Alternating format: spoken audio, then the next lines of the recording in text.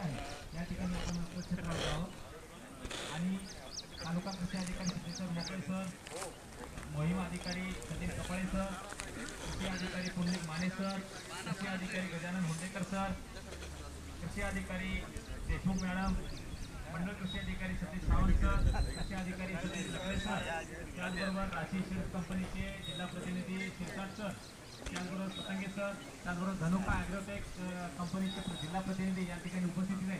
सर्व शेतकरी बंधूंना विनंती करतो गावातील त्या संजय जनकवाडे यांच्या क्षेत्रामध्ये त्वरित यावं जेणेकरून कार्यक्रमात आपली शोभा येईल आणि या ठिकाणी आपला रितसर कार्यक्रम होईल अशी विनंती करतो।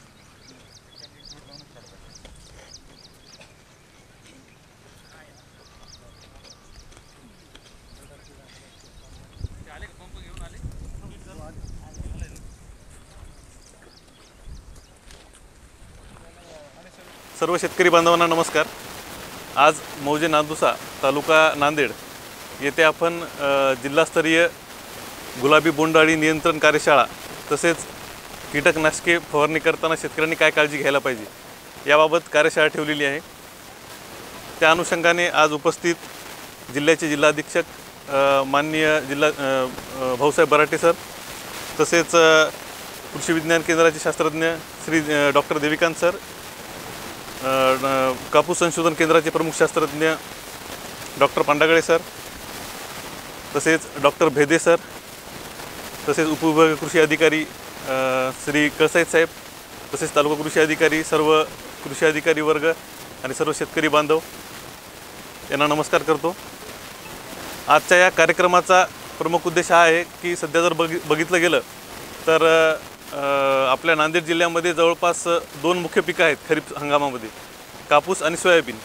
आणि कापसाच्या बाबतीत जर बोलायचं झालं तर कापसावर गुलाबी बोंडअळीचा प्रादुर्भाव मागील 2-3 वर्षांमध्ये मोठ्या प्रमाणात आढळून आलेला आहे आणि गुलाबी बोंडअळीमुळे जवळपास 30 ते 40% आणि जर जास्त प्रादुर्भाव झाला तर जवळपास 60% उत्पन्नामध्ये घट येण्याची शक्यता असते। त्याच्यामुळं हा मुख्य पेस्ट जो आहे त्यासाठी आपण नियंत्रण करण्यासाठी वेगवेगळे कीटकनाशके फवारणी करतो आणि कीटकनाशके फवारणी करतानाच त्यासोबतच आपण नियंत्रण म्हणून गुलाबी बोंडअळी नियंत्रण म्हणून आपण IPM म्हणजे इंटिग्रेटेड पेस्ट मॅनेजमेंट जे म्हणतो, एकात्मिक कीड व्यवस्थापन, याचा सुद्धा अवलंब करायला पाहिजे। त्याच्यामध्ये आपण बघायला गेलं तर कामगंध सापळे आहेत, तसेच येलो स्टिकी ट्रॅप म्हणतो ते पण आहेत। अशा पद्धतीने विविध प्रकारे आपण एकात्मिक कीड व्यवस्थापनाद्वारे सुद्धा गुलाबी बोंडअळीचं नियंत्रण करू शकतो, ते आपल्याला आपले शास्त्रज्ञ सांगणारच आहेत। आणि आपण जेव्हा कीटकनाशके फवारणी करतो त्यावेळेस प्रमुख 3 मुद्दे मी तुम्हाला सांगणार आहे। याच्यामध्ये पहिला मुद्दा आहे की आपण कीटकनाशकं कोणती खरेदी करायला पाहिजे, म्हणजे कोणतं कीटकनाशक आपण फवारणी करता निवडायला पाहिजे, हा पहिला मुद्दा आहे। आपण जर बघायला गेलं तर सध्या इथं 4 कीटकनाशकाच्या बॉटल्या आहेत किंवा डबे आहेत। प्रत्येक तुम्ही पाहिलं असेल तर प्रत्येक कीटकनाशकाच्या डब्यावर एक पतंग आकाराचं चिन्ह असतं, त्याच्यावर वेगवेगळे कलर असतात, हिरवा कलर असतो, पिवळा कलर असतो, लाल कलर असतो, तसेच निळा कलर असतो। याचं एक सूचक आहे। सूचक म्हणजे काय आहे की हिरवा कलर जो आहे तो कमी विषारी आहे, त्यानंतर पिवळा कलर जो आहे तो मध्यम विषारी आहे, त्यानंतर जो निळा कलर आहे तो अति विषारी आहे आणि जो लाल कलर आहे तो सर्वात जास्त विषारी। या पद्धतीचे असे 4 वर्ग आहेत। तर मी शेतकरी बांधवांना सर्वांना आवाहन करतो की आपण जेव्हा कृषी सेवा केंद्रावर कीटकनाशक खरेदी करायला जातो त्यावेळेस हिरवा डब्बा, हिरवा जो चिन्ह असतो हिरवा किंवा पिवळा, याप्रमाणेच आपण जास्तीत जास्त कीटकनाशक खरेदी करायला पाहिजे, जेणेकरून त्याचं जे वीजबाधा होण्याचं प्रमाण आहे ते कमी याच्यामध्ये आपल्याला आढळून येते। त्यानंतर दुसरा महत्त्वाचा मुद्दा आहे की बरेच शेतकरी कीटकनाशक खरेदी करून आणतात, फवारणी करता वेळेस आपण जे द्रावण तयार करतो ते द्रावण आपल्याला बरोबर करता येत नाही किंवा द्रावण चुकीच्या प्रमाणात झाल्यामुळं त्याचे दुष्परिणाम होण्याची शक्यता जास्त असते। त्याचंसुद्धा आपल्याला मार्गदर्शन शास्त्रज्ञ मंडळी करणार आहेत। आणि तिसरा महत्त्वाचा मुद्दा असतो की आपण द्रावण केल्यानंतर तो आपण पंपामध्ये भरल्यानंतर जेव्हा फवारणी करतो त्यावेळेस बरेच शेतकऱ्यांनी काय काळजी घ्यायला पाहिजे जेणेकरून त्याच्यातून आपल्याला विषबाधा होणार नाही आणि शेतकरी सुरक्षा ही प्राधान्य राखली जाईल। या पद्धतीचा तिसरा मुद्दा आहे। या तिन्ही मुद्द्याबाबत शास्त्रज्ञ मंडळी आपल्याला मार्गदर्शन करणार आहेत। तर या आपल्या आजच्या फेसबुक लाईव्ह कार्यक्रमाचा सर्वांनी लाभ घ्यावा। हा कार्यक्रम आपला ऑनलाईन आहे एवढं प्रस्तावित करतो थांबतो।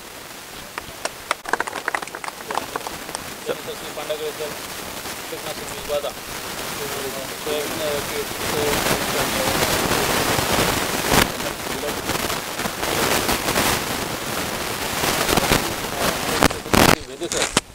गुलाबी बोंडअळीचे नियंत्रण कसं करायचं याबद्दल सर्वांना नमस्कार.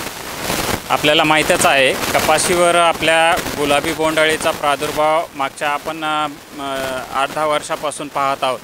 सगळ्यात जास्त प्रादुर्भाव 2017-18मध्ये झाला होता आणि त्यानंतर शेतकरी म्हणजे कृषी विभाग, कृषी विद्यापीठ आणि ह्या विविध कंपन्या यांच्या माध्यमातून आपण मोठ्या प्रमाणात जागृती केल्यामुळं मागच्या 3-4 वर्षामध्ये गुलाबी बोंडअळीचा प्रादुर्भाव आपल्याला कमी होताना दिसून आलेला आहे आणि आपल्या पहिल्या 2 किंवा 3 वेचण्या चांगल्या कापसाच्या येत होत्या, जे की अगोदर पहिल्या वेचणीपासून आपल्याला किडलेला कापूस भेटत होता.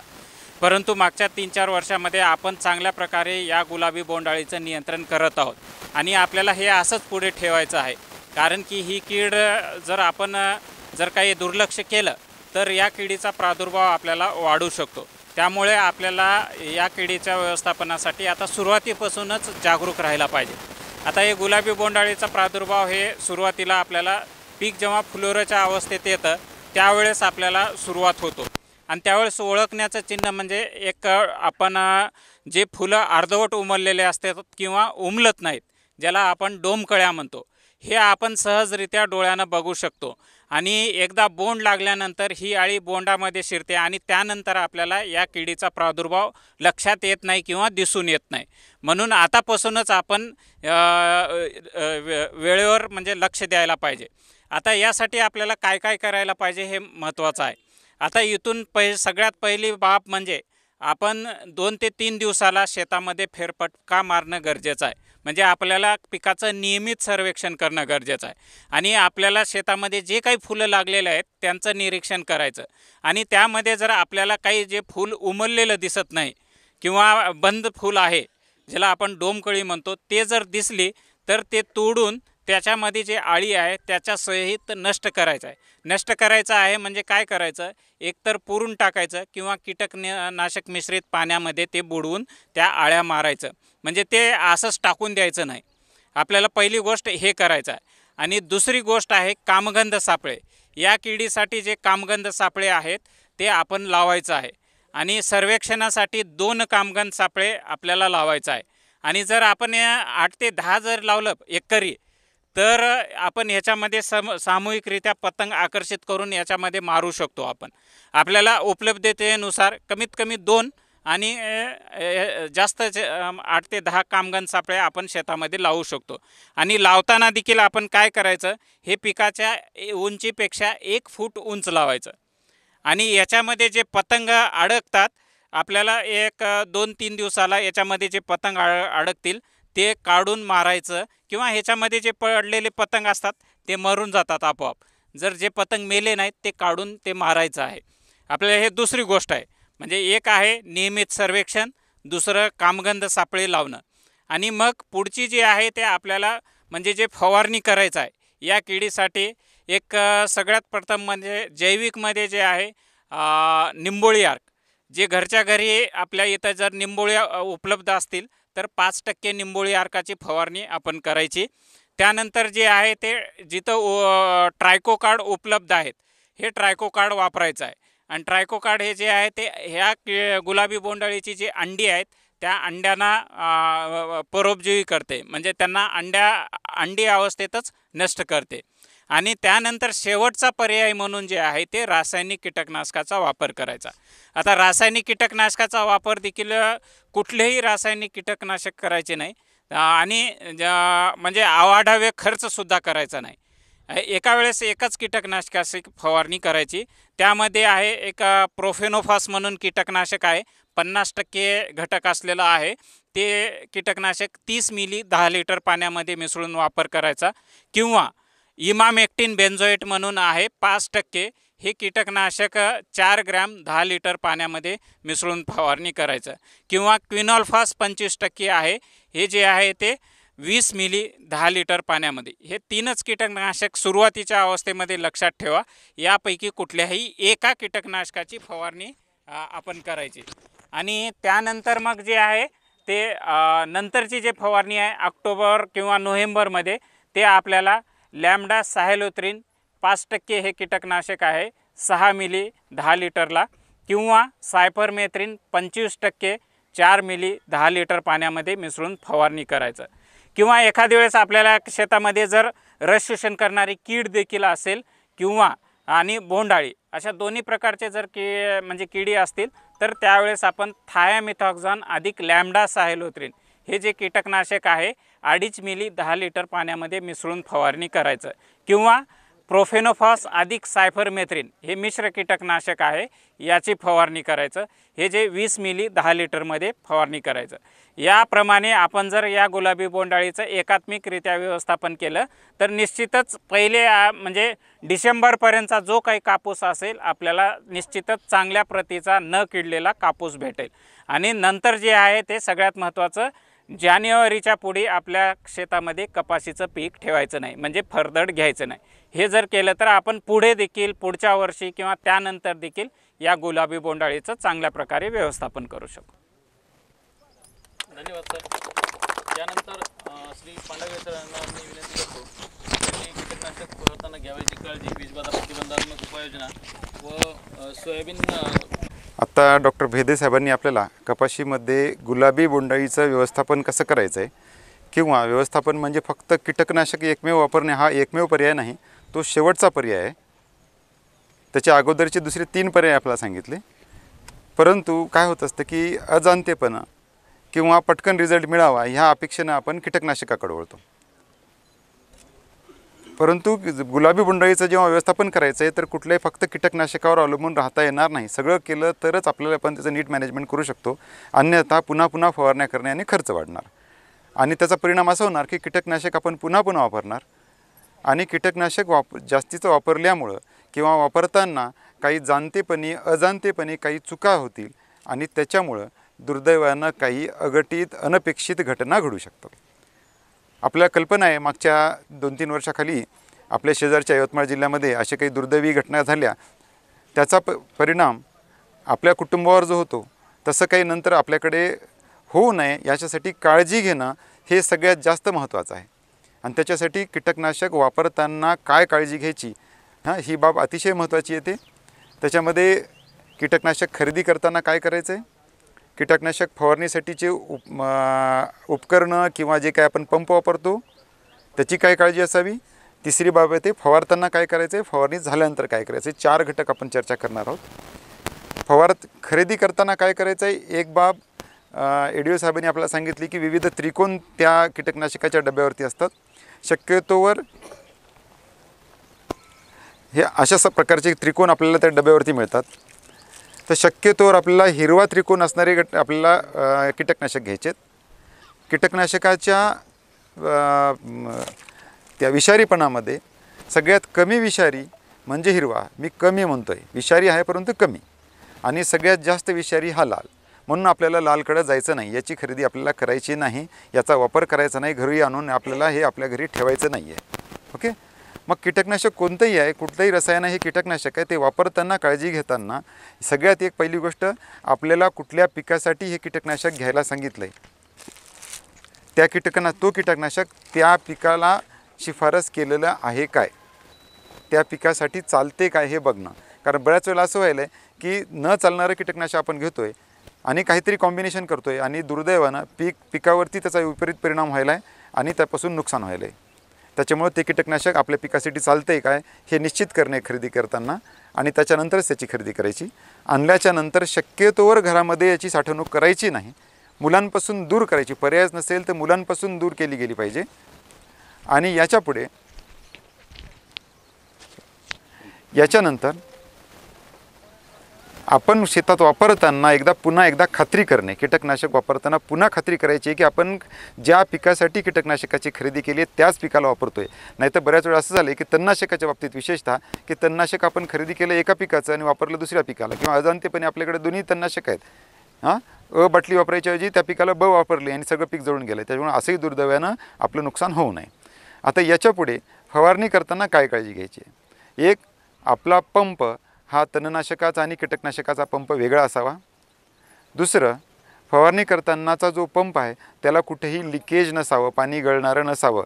मग ते त्या पाईपच्या जॉईंटमधून असेल, नोझलमधून हे पाणी गळणारं नसावं, जेणेकरून आपल्या त्या कीटकनाशकाचा त्या द्रावणाचा संपर्क आपल्या शरीराशी होईल. याच्या पुढे सगळ्यात महत्त्वाची बाब जी येते ती कीटकनाशक फवारणी करताना आपल्याला आपल्या स्वतःची सुरक्षितता ठेवायची आहे. स्वतःची सुरक्षितता म्हणजे काय? पुढे की कीटकनाशक फवारणी करताना सगळ्यात जास्त फवारणी करणाऱ्या व्यक्तीचा संपर्क हा त्या कीटकनाशकाशी येतो आणि आपल्याला लक्षात येत नाही किंवा आपल्याला कल्पना नाही, परंतु हे कीटकनाशकाचं द्रावण जे आहे आपल्या शरीराला, आपल्या त्वचेमधून किंवा आपल्या डोळ्यांच्याद्वारे, कानाद्वारे, नाकाद्वारे आपल्या शरीरामध्ये जातं. मग सर्वाधिक द्रावण आपल्या शरीरामध्ये जाण्याचं प्रमाण हे कानातून आणि नाकातून आहे. त्यानंतर डोळ्यामधून जर गेलं तर डोळ्याला इजा होते, परंतु आपल्याला याची कल्पना नाही की आपल्या फक्त त्वचेवरती, आपल्या शरीरावरती जरी पडलं तरी हे द्रावण आपल्या शरीराला अपाय करू शकतं. कसं अपाय कसे होतात? आपण सरासरी पाहतो की अंगावरती खाज येणे, पुरळ येणे, त्वचा लाल होते, किंवा मग याच्यापेक्षा पुढे गेलं तर चक्कर येणे, उलटी होणे आणि जर परिणाम जास्त झाला तर तो व्यक्ती बेशुद्ध होणे इथपर्यंतच्या घटना आतापर्यंत घडलेल्या आहेत. आणि याच्या पुढे जर आपण लक्ष नाही दिलं तर याच्या पुढे आणखी पुढची पायरी आहेत. मग त्याच्यासाठी शरीरावरती किंवा शरीराच्या मध्ये जे तुम्हाला 4 पर्याय मार्ग सांगितले मी, डोळे, कान, नाक, तोंड आणि त्वचा, याच्यामधून जायचं नसेल तर काय करायचं आहे? डोळ्यांच्या सुरक्षेसाठी आपल्याला गॉगल असणं आवश्यक आहे, जेणेकरून डोळ्यात जाणार नाही. किंवा आपला रेग्युलर चष्मा असेल तरी ठीक, परंतु साईडनं सुद्धा मध्ये द्रावण हवेमधून जाऊ नये म्हणून बंद गॉगल असणं आवश्यक आहे. दुसरं, नाकाच्या सुरक्षितेसाठी समोर मास्क पाहिजे आपल्याला. मास्क नसेल आपण कमीत कमी रुमाल तरी बांधावा, तोंडाला, पूर्ण चेहऱ्याला आणि कानाला गुंडाळून असा रुमाल बांधावा. तिसरं, डोक्याला आपल्याला वाटतं की डोक्यावरती केस आहेत, परंतु केसाच्या खालची जी त्वचा आहे त्याच्यामधून फार लवकर कीटकनाशक शरीरामध्ये ओढलं जात असतं. त्याच्यामुळे डोक्यावरती टोपी असावी किंवा रुमाल, दस्ती गुंडाळला जावी. आणि त्याच्यानंतर उघड्या अंगानं कधीही फवारणी करायची नाही. अंगभर कपडे असले पाहिजेत, म्हणजे शर्ट, पॅन्ट किंवा जे कोणते आपण वस्त्र वापरतो त्यापैकी ते अंगभर कपडे असावेत त्याच्यासाठी. आणि शरीरावरती, कपड्यावरती जरी ते द्रावण पडलं तर आपले कपडे पूर्णतः शरीराला चिटकून असतात. फवारणी करताना वर ऊन असतं, घाम आलेला असतो आणि अशा परिस्थितीमध्ये ते द्रावण, ते कीटकनाशक जास्त ओढल्या जातं. त्याच्यामुळं अशा प्रकारचं गाऊन प्रकारातला जो काही प्रतिरोधक कपडा आहे त्याचा आपण वापर करायचा आहे. आणि फुल पॅन्ट वापरायची. फवारणी करताना द्रावण हातानं मिसळायचं नाही. खूप वेळेस आपण पाहतो की 2 कीटकनाशक टाकले जातात, मिसळण्यासाठी हात फिरवला जातो. असं वापरायचं नाही. त्यासाठी काठीच वापरा आणि हातामध्ये हातमोजे वापरणं आवश्यक आहे. हे सगळं केलात तर स्वतःची सुरक्षितता होईल. स्वतःची सुरक्षितता असेल तर उद्याचं भवितव्य आहे. आपण उद्याच्या भवितव्यासाठी काम करतोय पण स्वतःची सुरक्षितता विसरतोय. आणि सगळ्यात महत्त्वाची बाब, हे सगळं करत असताना फवारणी सुरू केल्याच्या नंतर कुठल्याही प्रकारचं अन्नपदार्थ खायचे नाहीत. नाही तर बऱ्याच वेळेला पाहिलं होतं की तंबाखू किंवा कुठली तर पुडी किंवा बीडी, सिगारेट याच्या प्रकारचं सेवन केलं जातं आणि त्याच्या माध्यमातून तोंडामध्ये ते कीटकनाशक जातं. त्याच्यामुळं फवारणी झाल्याच्यानंतर जी काळजी घ्यायची आहे, फवारणी झाल्याच्यानंतर आपल्या अंगावरचे जे काही आपण कपडे, वस्त्र परिधान केले ते काढून ठेवा. हातपाय स्वच्छ पाण्यानं धुवा. शक्य झाल्यास अगोदर स्नान करा. आणि याच्या उपर कुठल्याही प्रकारचे जर आपल्याला काही अडचण जाणवली की जळजळ करताय, शरीरामध्ये आर्थिक खाज यायली आहे, फोड आलेत, मळमळ करायला आहे, उलटी व्हायली, चक्कर यायली आहे, तर सगळ्यात अगोदर आपण कीटकनाशक कुठलं फवारलं आहे त्याचा रिकामा डब्बा का असेना तो डब्बा किंवा त्याचं बिल जे काय असेल ते घेऊन अगोदर डॉक्टरला संपर्क करा. कारण डॉक्टरही आपल्यावर योग्य उपचार कधी करू शकेल? त्याला जेव्हा माहीत होईल की कुठलं कीटकनाशक वापरलं आहे, त्यावेळेस ते उपचार होऊ शकेल. तर या गोष्टी झाल्या कीटकनाशकाची योग्य हाताळणी, त्याचा उपयोग कसा करायचा आहे आणि त्याच्यानंतरचे आपल्या काळजी काय घ्यायची आहे. दुसरा एक मोठा महत्त्वाचा प्रश्न आता आपल्यासमोर आलेला आहे सोयाबीन पिकाच्या बाबतीत. जसं आता भेदे साहेबांनी तुम्हाला कपाशीमध्ये गुलाबी बोंडअळीचा प्रादुर्भाव कसा रोखायचा याच्याबद्दल सांगितलं, तसं सोयाबीन पिकामध्ये आता मोझॅक नावाचा रोग येण्याची शक्यता आहे. गेल्या वर्षीच्या हंगामामध्ये फार मोठ्या प्रमाणात असा प्रादुर्भाव झाला होता आणि आपलं नुकसान झालं होतं. सोयाबीन पिवळं झालं होतं का? त्याच्यामुळं काय झालं होतं? पिवळं झाल्यामुळं शेंगा भरल्या नाही, शेंगा बारीक राहिल्या, पोचट राहिल्या, दाण्याचा आकार लहान राहिला, वजन भरलं नाही. ओके, त्याच्यामुळं आता ते ह्या वर्षी होऊ नये याच्यासाठी आत्तापासून काळजी घ्यायची. तर त्याच्यामध्ये पानं पिवळे होणे हे एका विषाणूजन्य रोग आहे आता आपल्याला माहिती आहे विषाणूजन्य रोग म्हणजे आपल्याला माहिती आहे का विषाणूजन्य रोग कुठला? हां, अगदी 2-4 वर्षापूर्वी आपण त्याच्या अनुभवातून गेलो कोरोना. हां, बरोबर आहे. मग कोणते औषध तिथं उपयोगात येणं गेलं होतं. तसं विशेषतः माणसामध्ये तरी कोरोनासाठी औषधं नंतर निघाली, परंतु वनस्पतींमध्ये पिकामध्ये कोरोनासाठी औषधं या मोझॅक रोगासाठी औषध नाही आल्याच्या नंतर. एकदा झाड पिवळं झालं त्याला तुम्ही नीट करू शकत नाही. त्याच्यासाठी ते रोग येऊ न देणे हेच त्याच्यासाठीचा उपाय आहे. आणि त्याच्यासाठी हा रोग येतो कोणत्या माध्यमातून? हा विषाणू येतो पांढरी माशीच्या माध्यमातून. जो घोंगाणा आपण जे कापसात म्हणतो तसं सोयाबीनमध्ये पांढरी माशी आली की त्या पांढरी माशीच्या माध्यमातून एखाद्या प्रादुर्भावग्रस्त झाडावर पिवळ्या झाडावरती ती पांढरी माशी येते, त्याच्यामधला रस ओढते आणि त्यासोबत आपला तो विषाणू घेऊन जाते, पुढच्या हिरव्या झाडावर नेऊन पोस्टमॅनचं काम करते. म्हणजे तिथं तो रोग टाकून देते. मग तिथून दुसरी माशी येणार, तिसऱ्या झाडावर टाकणार आणि आज 1 झाड, उद्या 10 झाडं, परवाच्या दिवशी 1000 झाडं, त्याच्यानंतर 8 दिवसामध्ये सगळं रान. हां, मग त्याच्यासाठी काळजी करणे की पांढरी माशीचा प्रादुर्भाव होऊ नये. त्यासाठी पहिला उपाय पिवळ्या रंगाचे चिकट सापळे एकरी 10 वापरायचे. जसं इथं आपण पाहतोय निळ्या रंगाचा एक सापळा आपण इथं पाहिला होता. हां, तर पिवळ्या रंगाचा चिकट सापळे एकरी 10 वापरायचे. दुसरं, हां, सोयाबीनमध्ये पांढरी माशी न येण्यासाठी. हां, त्याच्यानंतर लिंबोळी अर्कयुक्त कीटकनाशकाचा वापर करायचा आहे. लिंबोळीयुक्त कीटकनाशक, लिंबोळी अर्क असेल किंवा ॲझायड रिॲक्टिन कंटेंट असणारा कोणतंही कीटकनाशक हे अशा प्रकारचे पिवळे चिकट सापळे पिकाच्या, जसं सोयाबीनमध्ये सरांनी सांगितलं की पिकापासून 1 फूट उंचीवर लावायचं आहे. सोयाबीन कापसामध्ये गुलाबी बोंडाळीसाठीचे सापळे जे होते ते हे चिकट सापळे सोयाबीनमध्ये पिकाच्या लेवलला लावायचे आहेत. म्हणजे या लेवलला सापळा असला पाहिजे. म्हणजे पांढरी माशी या लेवलला जेव्हा उडेल त्याच्यावर याच्यावर चिटकून बसेल. तुम्हाला दिसत असेल याच्यावर काही माश्या चिटकलेल्या दिसत आहेत. हां, तर अशा प्रकारचे चिकट सापळे एक तर तुम्ही बाजारातून खरेदी करा किंवा घरच्या घरी तयार करू शकता. कुठल्याही पिवळ्या रंगाचा घटक वापरू शकता तुम्ही. पुठ्ठा, कोणता डब्याचा कवर, टीन काही वापरा.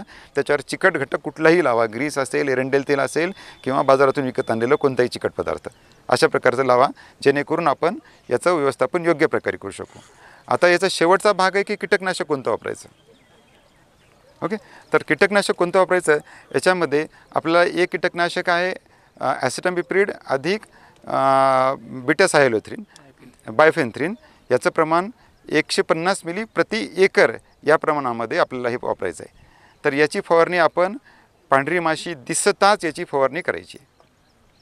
लक्षात घ्या, पांढरी माशी दिसली, प्रादुर्भाव दिसला आपल्याला की त्याच वेळेला याची फवारणी आपल्याला करायची आहे, जेणेकरून आपण पांढरी माशीचं मुक्त आपण पीक ठेवू आणि जेणेकरून या पिवळ्या मोझॅक किंवा सोयाबीनवरील येलो वेन मोझॅक रोगाचा आपण प्रतिकार करू शकतो.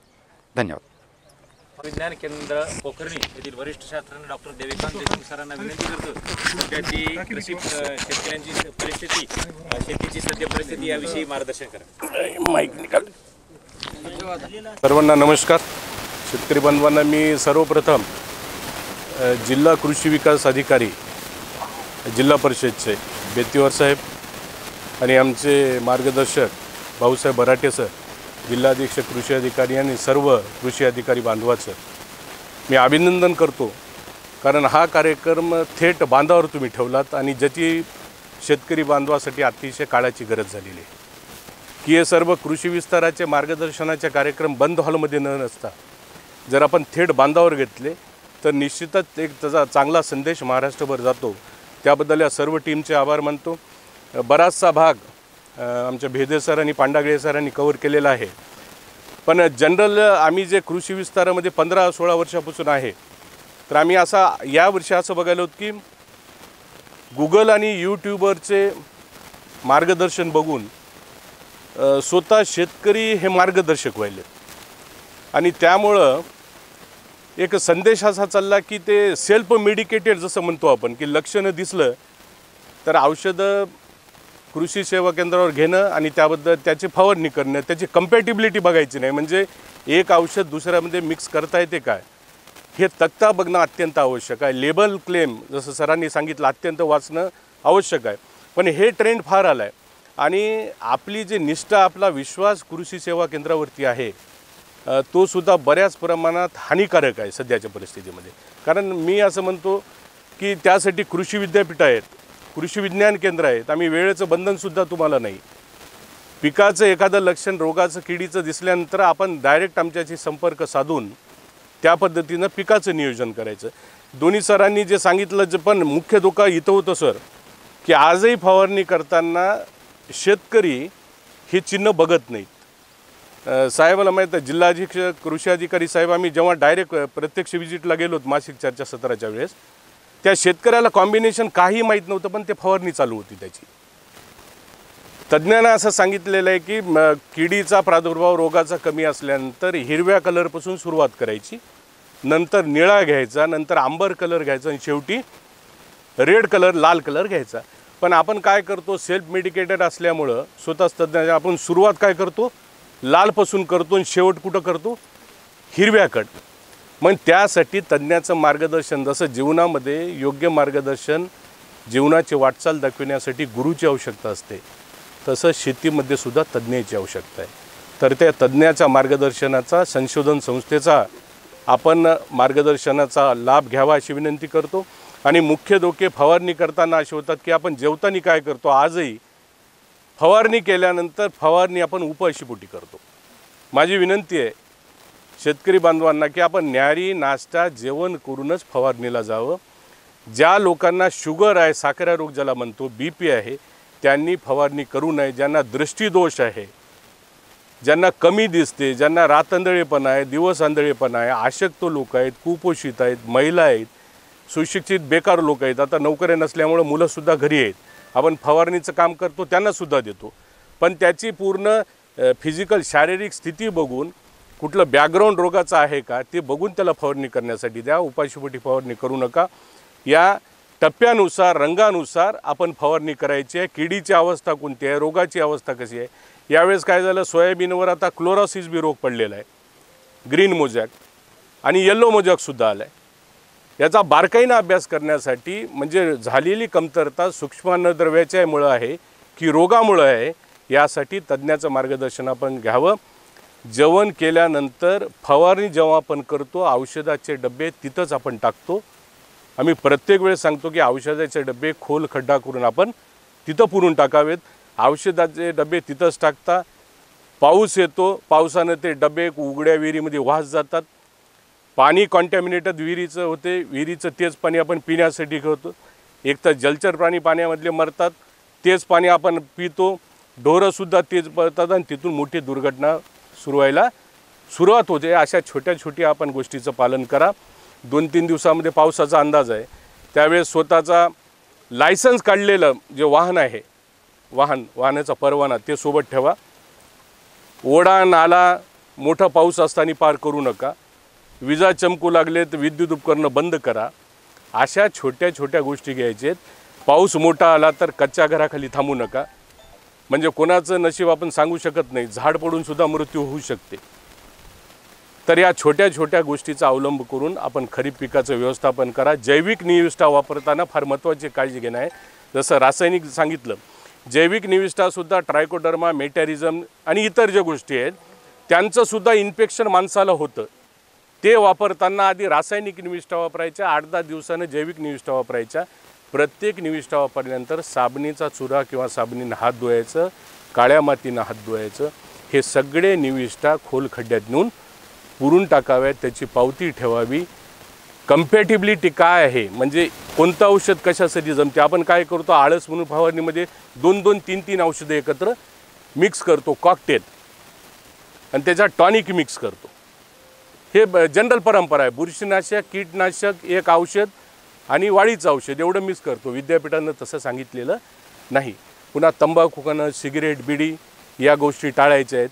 आणि सगळ्यात महत्त्वाचं म्हणजे जिथं शेतकरी चुकतात, फवारणीसाठी पाणी शुद्ध वापरणं अत्यंत आवश्यक आहे. तुम्ही 1,500-2,000 रुपये लिटरचं औषध घेता आणि डबक्यातलं पाणी घेता. पाण्याचं न्यूट्रल pH जे आहे उदासीन पाहिजे, पाणी स्वच्छ पाहिजे. डबक्यामधल्या पाण्यानं फवारणी कीटनाशकाची, तणनाशकाची करू नका. कीटनाशकासाठी वेगळी फवारणी ठेवा आणि तणनाशकासाठी वेगळी फवारणी ठेवायची. शक्य नसेल ते साबणाचा चुरा देऊन पिचकारी धुवायची, ऊन दाखवायचं. अशा प्रकारे एकात्मिक कीड व रोग व्यवस्थापनाचा, एकात्मिक अन्नद्रव्य व्यवस्थापनाचा आणि तज्ज्ञाचं मार्गदर्शन करून आपण या खरीप हंगामामध्ये चांगलं उत्पादन घ्यावं. हंगाम आपल्या सगळ्यासाठी सुख समृद्धी भरभराटीचा जावो असा संदेश या मार्गदर्शन देतो. धन्यवाद. धन्यवाद सर. त्यानंतर आपल्या नांदेड जिल्ह्याचे जिल्हाधीश कृषी अधिकारी डॉक्टर भाऊसाहेब बराटे सरांना विनंती करतोय एक आमच्या शेतकरी बंधूंना बहुमोलाचं मार्गदर्शन करावं. सर्वांना जय गुरु.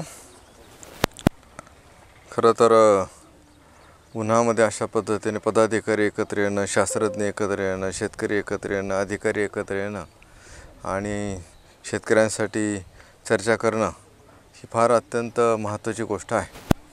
आणि प्रत्येक गावामध्येच असेच पदाधिकाऱ्यांनी जायला पाहिजे, अधिकाऱ्यांनी जायला पाहिजे आणि शेतकऱ्यांनी पण यायला पाहिजे. आता सगळेच काही शेतकरी येणार नाही, काही तिकडे बसलेले आहेत ते थोडेसे बांधावरचे धरून चला, काही इथं उन्हात थांबलेत आणि साहेब किती वेळ बोलणार आहे माहीत नाही.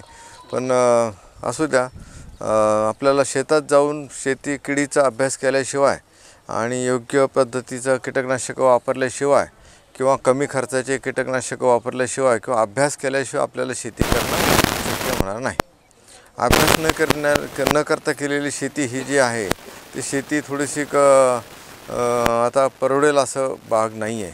कारण मी बघितलं मागच्या माझ्या जिल्ह्यातील दौऱ्यामध्ये, चला जाऊ गावाकडे याच्यामध्ये, मला कापसाचे शेतकरी असे पण भेटले की ज्यांनी 4-5 हजार रुपयाच्या खर्चामध्येच 2.5 एकराची फवारणी करून त्यांचं पूर्ण पीक आणलेलं आहे.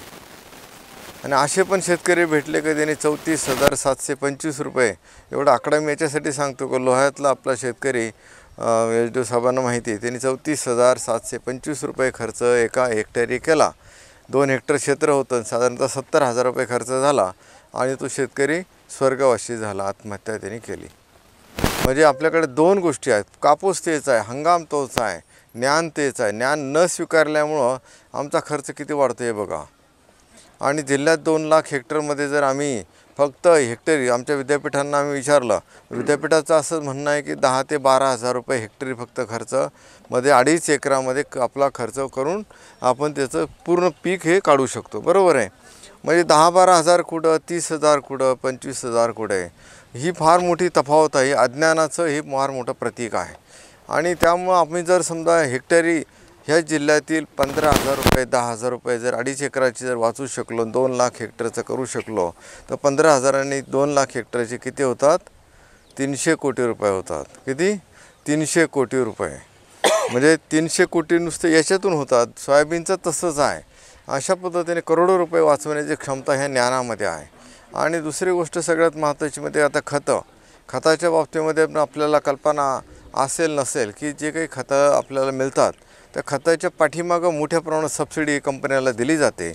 युरियाचं जर गोष्ट केली तर 266ची गोणी जी आहे तर त्याच्यामध्ये साधारणतः 2300 रुपयाची सबसिडी एका गोणीच्या मागं सरकारला द्यावं लागते. आणि जिल्ह्याचा जर अभ्यास केला, सगळ्या खताचा अभ्यास जर केला, तर आपल्या कॅम्पेन ऑफिसर साहेबांनी मला फिगर काढून दिली, 1,000 कोटी रुपयापेक्षा जास्त सबसिडी ही खतावर दिली जाते. आणि म्हणून आपल्याला ते माफक दरात, असा एक शब्द वापरतो मी, माफक आहे की नाही ते तुमचा भाग आहे, पण माफक दरामध्ये आपल्याला खतं मिळतात ही वस्तुस्थिती आहे. म्हणून आता आम्हाला खतं महाग झालेले आहे, होणारच आहेत. औषधं आम्हाला अभ्यासपूर्ण वापरले पाहिजे. मजुरीचा प्रश्न आपल्याला माहिती आहे. मार्केट रेटचा आमच्याकडे प्रश्न आहे. हे सगळे प्रश्नाला सोल्युशन आहे नॉलेज, ज्ञान. आता आपल्याकडे एक प्रोजेक्ट आहे, स्मार्ट प्रोजेक्ट आहे. स्मार्ट प्रोजेक्टमधून आपण दर आठवड्याला एक संदेश देत असतो की साधारणतः ह्या वर्षीचे दर काय राहतील, सोयाबीनचे दर काय राहतील, कपाशीचे दर काय राहतील, टोमॅटोचे काय, असे एक 4-5 महत्त्वाच्या पिकाचे दरसुद्धा आपण दरवेळा आपण देत असतो. प्रत्येक आठवड्यातून आपल्याला ते आता रेग्युलर आपण सुरू करू. इवन लागवडीच्या आधी आपल्याला ह्या वर्षी काय दर राहणार आहेत कापसाचे, त्याचा पण आपला अंदाज आलेला आहे. तो साधारणतः 7,000चे रेट आपल्याला कापसाचे राहील असा एक अंदाज आहे. सोयाबीनच्या बाबतीमध्ये तसंच आहे. म्हणजे आम्हाला लागवडीच्या पूर्वीसुद्धा आम्हाला दराची माहिती जर मिळाली तर ते प्लॅनिंग करता येतं. स्मार्ट प्रोजेक्टच्या माध्यमातून आपल्याला ते करता येतं. आपल्याला हे सगळं काम इतकं महत्त्वाचं आहे. आता हे साधी गोष्ट आहे, आपल्याला हे वाटेल हे सापळा आहे, परंतु सापळ्यामध्ये बऱ्याच लोकांना अटकवायची सवय आहे आपल्याला, बरोबर आहे ना. पण त्याच्यामध्ये आम्हाला आता किडीला अटकवलं पाहिजे.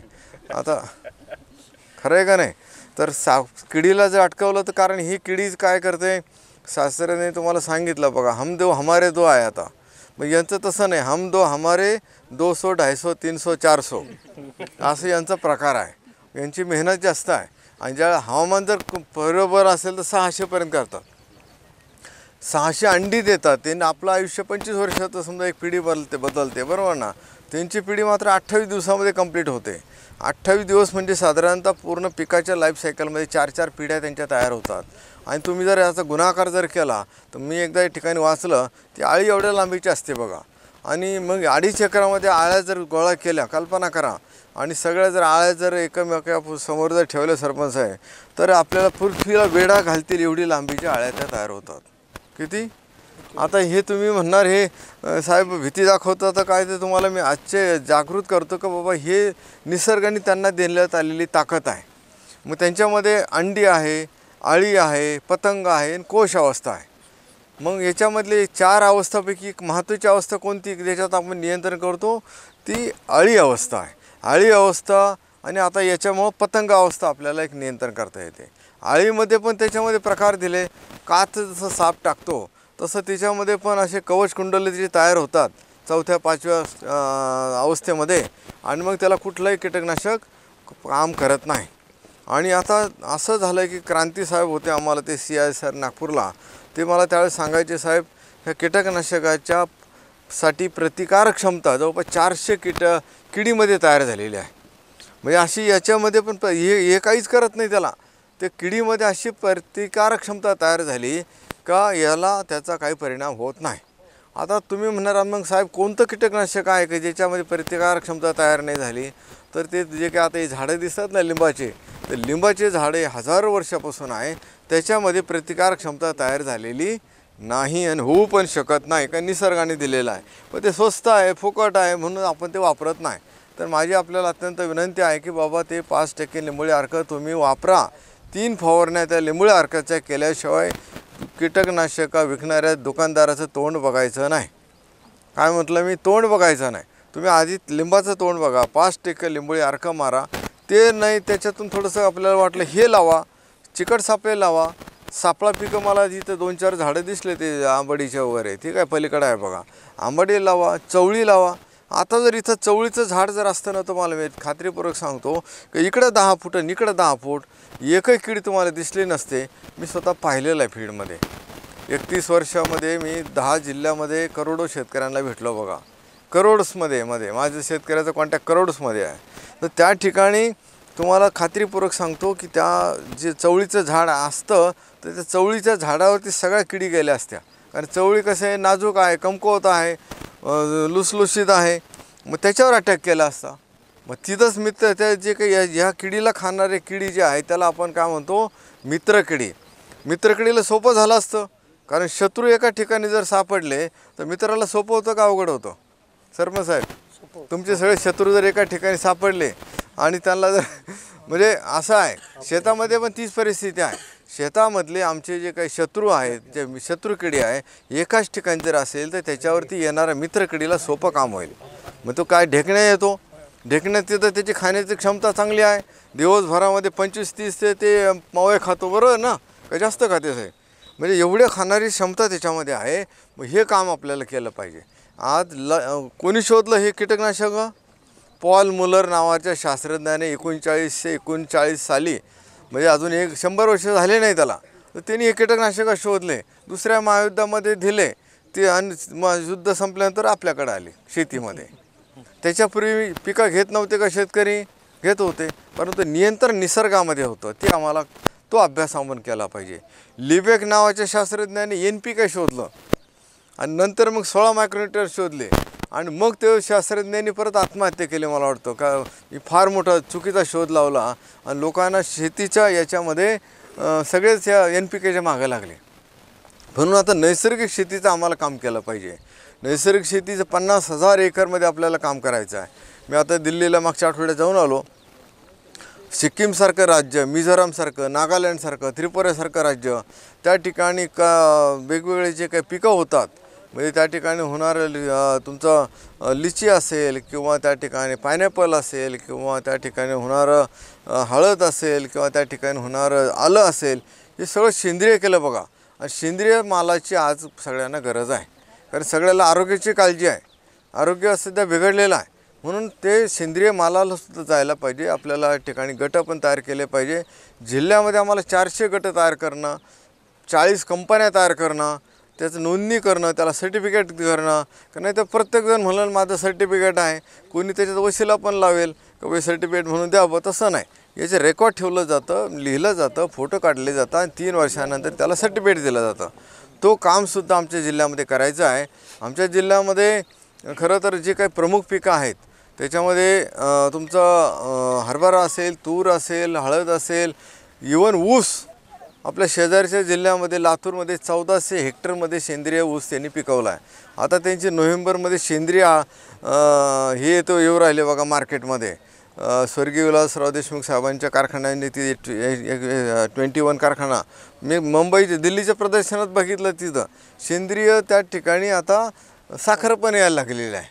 आणि मोरिंगा पावडर, मोरिंगाची पावडर, मोरिंगाचे चॉकलेट, हे असं फार मोठा स्कोप आहे. तर त्यामुळं आता आपल्याला नुसतं आता कापूस आणि सोयाबीनकडे न राहता आम्हाला जरा वेगळा विचार केला पाहिजे. आता कापसाचे 5,000 रुपये सरकारने डिक्लेअर केले प्रति हेक्टरी, बरोबर आहे ना. 1 क्विंटल जर कापूस उत्पन्न वाढला तर तो तुम्हाला ॲडिशनल लाभ मिळणार आहे. सोयाबीनचं डिक्लेअर केलं, पण ते त्याला पण आता ज्यांनी ई पीक पाहणी केली इमानदारीनं चांगल्या पद्धतीनं, तर त्यांना तो त्याचा फायदा होतो आहे, आता होणारच आहे. परंतु म्हणून जो पंक्तीला आला ना, म्हणजे पंगत, ज्ञानाची पंगत म्हणतो मी, जेवणाची पंगत नाही म्हणत, ही पंगत आहे, ज्ञानाची पंगत आहे. इथं ज्ञान वाटपाचा कार्यक्रम आहे. आणि जे पंक्ती तिकडे बसलेले आहेत ते उपाशी राहिले बघा. आणि ते परत म्हणणार आमच्या कृषी सहाय्यकाला, तुमचे कृषी सहाय्यक येतच नाही, गावात भेटतच नाही. आता काय प्रत्येकाच्या घरी जाणार आहे का भाऊ, सांगा बरं. म्हणून गट करणं, कंपनी करणं, गटाच्या माध्यमात जास्तीत जास्त लोकांना भेटणं, ही खरी कल्पना आहे. शेतीशाळेच्या माध्यमातून 302 शेतीशाळा जिल्ह्यामध्ये काम करत आहेत. प्रत्येक शेतीशाळेमध्ये 25, 30, 40 शेतकरी आहेत. आमच्या बहिणी, माता, भाऊ हे सगळे त्या ठिकाणी जाऊन उन्हातान्हाचं काम करत आहेत. यांना तुम्ही साथ दिले पाहिजे ना. यांना तुम्ही सरपंचांनी तुम्ही म्हटलं असं माझं दुसरं काम, एक गटर नाही झाली तरी चालेल सरपंच गावामध्ये, पण शेतीचं काम झालं पाहिजे. एखादं पिविंग ब्लॉक नाही झालं तरी चालेल गावामध्ये, परंतु हे काम झालं पाहिजे. मला माहिती आहे तुमच्या पण मर्यादा आहेत, काही पिविंग ब्लॉक वगैरे लोकांना आवडतं जरा थोडं त्याच्यामध्ये, पण हे काम केलं पाहिजे सरपंच साहेब. माझं म्हणणं हे आहे, तुम्हाला पटलं म्हणून तुम्ही हसले, पण सगळ्याला पटणार नाही, पण सगळ्याला पटवून घ्यावं लागणार आहे. आता हे जोपर्यंत शेती सक्षम होणार नाही तोपर्यंत देश पुढे जाणार नाही. आणि म्हणून आता खरंच आजपासून आपल्याला पूर्ण सगळे खाजगी सरकारी शाळा इथं झेंडाचा आपल्याला त्या ठिकाणी झेंडा आपल्याला फडकवायचा आहे. आजच मी आमच्या कार्यालयामध्ये झेंडा फडकवला, आमच्या सगळ्या अधिकाऱ्यांनी फडकवला. आज आम्ही आमच्या EDO साहेबांनी पण कल्पना आणली का म्हणे साहेब चाललो आहे तर आपण सगळ्यांच्या हातामध्ये झेंडा देऊ. द्या, सगळ्यांना झेंडा द्या आणि झेंड्याचा सन्मान ठेवा. एका लाईनमध्ये उभं राहा. आपण या ठिकाणीच राष्ट्रवंदना पण घेऊ, या ठिकाणीच आपण जनगणमन पण घेऊ. त्याचं रेकॉर्डिंग आपलं चाललेलं आहे. पहिल्यांदा जनगणमन आपलं राष्ट्रगीत घेऊया. एकच द्या मला. हां, या थोडंसं असे उभं राहा ना जरा, असे म्हणजे त्या कॅमेरावाल्यांना. सावधान, एक साथ राष्ट्रगीत शुरू करेंगे. शुरू कर. जनगण मन अधिनायक जय हे भारत भाग्य विधाता. पंजाब सिंध गुजरात मराठा द्राविड उत्कल बंग. विंध्य हिमाचल यमुना गंगा उत्कल जलधि तरंगा. जय शुभ नामे जागे तव शुभ आशीष मागे. गाये तव जय गाथा. जनगण मंगलदायक जय हे भारत भाग्य विधाता. जय हे जय हे जय हे जय जय जय जय हे. भारत माता की जय. भारत माता की जय. थांबा 2 मिनटं थांबा. आता तुम्हाला शेवटचं पान काढा. राष्ट्रवंदना आहे, वंदनीय राष्ट्रसंत तुकडोजी महाराजांची राष्ट्रवंदना आहे. आपण काढलं आहे सगळ्यांनी. बरं, थोडंसं हे करा. आपण राष्ट्रवंदनेला सुरुवात करूया. सरांच्या पाठीमागे म्हणूया. हां बरोबर. हां तर कसं पण पाठीमागं. हां चला. तन मन धन हे सदा सुखी हो भारत देश हमारा.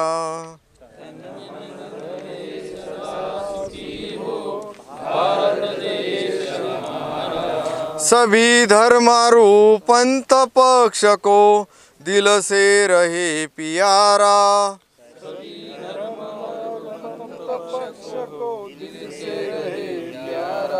विजयी हो विजयी हो विजयी हो भारत देश हमारा।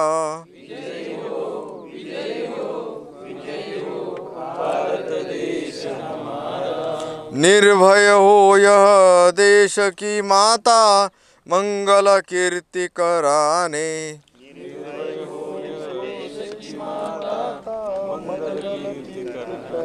सत्यशील और निर्मल मन से वीरों को उपजाने।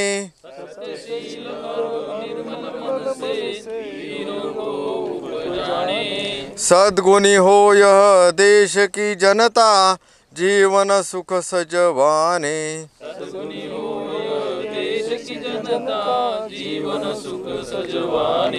रंग कराव पंडित भिकारी सबको सुख दिलवाने।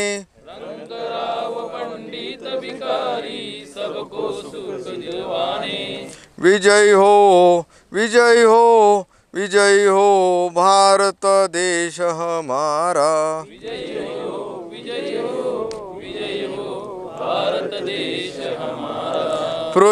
स्पृश्य हटेय सारा देश कलंक मिटाने।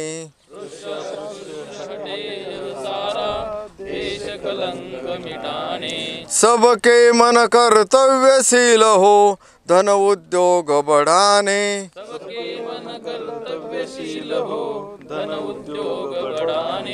सबका हो विश्वास प्रभु पर अपनी शक्ति बढ़ाने।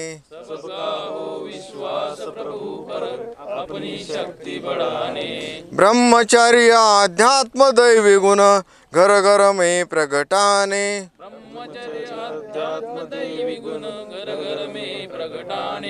सारा भारत रहे सिपाही शत्रु को दहशाने।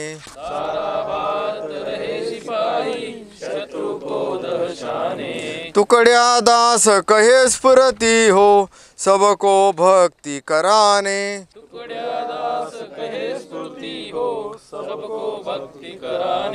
विजय हो विजय हो विजय हो भारत देश हमारा।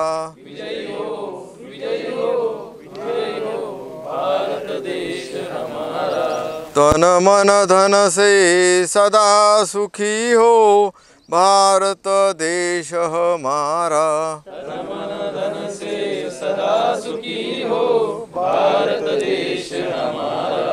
वंदनीय राष्ट्रसंत तुकडोजी महाराज की जय। भारत माता की जय। विश्व के सभी साधु संतों की जय। जनता जनार्दन की जय। धन्यवाद सर. मित्रांनो, या ठिकाणी आज नांदुसा या गावातील प्रक्षेत्रावर श्री संजय जनेकवाडे यांच्या कापूस शेतावर आज आपण महाराष्ट्र शासन कृषी विभाग जिल्हा परिषद नांदेड यांच्या वतीने कीटकनाशक फवारणी करताना घ्यावयाची काळजी आणि त्याचबरोबर पिंक बोलवर्म एक सेंद्रिय गुलाबी बोंडाळीच्या अनुषंगाने एक विद्यापीठाचे वसंतराव नाईक मराठवाडा कृषी विद्यापीठ परभणी येथील शास्त्रज्ञ त्याचबरोबर कृषी विज्ञान केंद्र पोखर्णी येथील शास्त्रज्ञ यांचं बहुमूल्य असं मार्गदर्शन या ठिकाणी आपणास लाभलेलं आहे. त्याचबरोबर सन्माननीय एडीओ साहेब विजय बेतीवार सर यांनी आपणास या कार्यक्रमाची प्रस्तावना करून पार्श्वभूमी समजावून सांगितलेली आहे. आणि त्याचबरोबर आपल्या सर्वांचे मार्गदर्शक जिल्हा अधीक्षक कृषी अधिकारी श्रीमान भाऊसाहेब बराटे सरांनी एक बहुमूल्य असं मार्गदर्शन आणि सेंद्रिय शेतीची चळवळ कशी जोमानं उभा राहिली पाहिजे, गावामध्ये कसा एकोपा निर्माण झाला पाहिजे राहिला पाहिजे आणि आपण इतरत्र आपलं ध्यान न देता शेतीवर कसं कॉन्सन्ट्रेट केलं पाहिजे आणि गावकऱ्यांना आणि गावातील पदाधिकाऱ्यांना सुद्धा आव्हान केलेलं आहे की शेती हे प्रथम प्राधान्यानं असावं. आणि त्याचबरोबर आज देशाचे पंतप्रधान नरेंद्र मोदी साहेब यांनी आव्हान केलं की 15 ऑगस्टच्या पूर्वी एक 3 दिवस आपल्या संपूर्ण भारतभर झेंडा हा घराघरामध्ये पोहोचला पाहिजे आणि लहरला पाहिजे. त्या अनुषंगाने आज आपल्या गावामध्ये प्रत्येकाच्या हाती झेंडा देऊन या ठिकाणी राष्ट्रवंदना केलेली आहे. त्याचबरोबर राष्ट्रसंत तुकडोजी महाराज यांची सुद्धा राष्ट्रवंदना या ठिकाणी संपन्न झालेली आहे. मी सर्व शेतकरी बंधूंना विनंती करतो यानंतर आपल्या ज्या ठिकाणी सभा मंडप तयार आहे त्या ठिकाणी आपण सर्वांनी स्थानापन्न व्हायचं आहे. तिथे एक आपला कार्यक्रम होईल, स्वागत समारंभ आणि बाकीचं बहुमूल्य मार्गदर्शन, आणि त्यानंतर सर्वांनी अल्पहार करून जायचं आहे अशी विनंती करतोय. सर्वांना विनंती करतोय एक शांततेमध्ये सभा मंडपात उपस्थित राहा.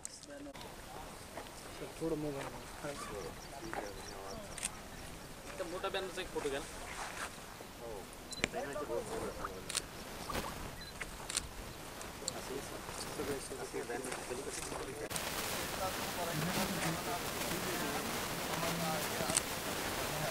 हा इकडे बघा सगळे समोर.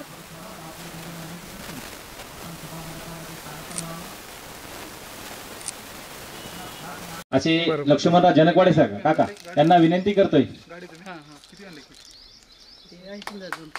वरिष्ठ शास्त्रज्ञ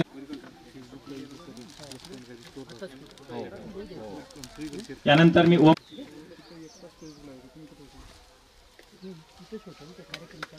यानंतर मुंजाजी चिंचोलकर यांना विनंती करतोय.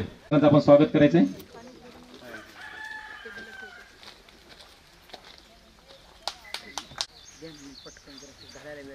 यानंतर संतोबा भिवाजी जनकवाडे यांना विनंती करतोय कृषी विकास. यानंतर चंद्रशेखर जनकवाडे यांना विनंती करतोय गट विकास अधिकारी नारवटकर सरांचं आपण स्वागत करायचंय. देवानंद जनकवाडे यांना विनंती करतोय तालुका कृषी अधिकारी देवानंद पांडुरंग जनकवाडे.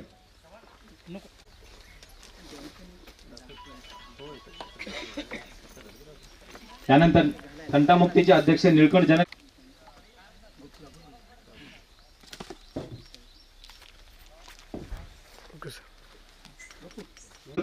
कृषी अधिकारी गजानन हुडेकर सरांचं स्वागत करावं आपण. समिती नांदेड छाया देशमुख मॅडमचं स्वागत करण्यासाठी या गावच्या तलाठी सोलापुरी मॅडम यांना विनंती करते. या गावचे ग्रामसेवक मुगावे सरांना विनंती करते की विस्तार अधिकारी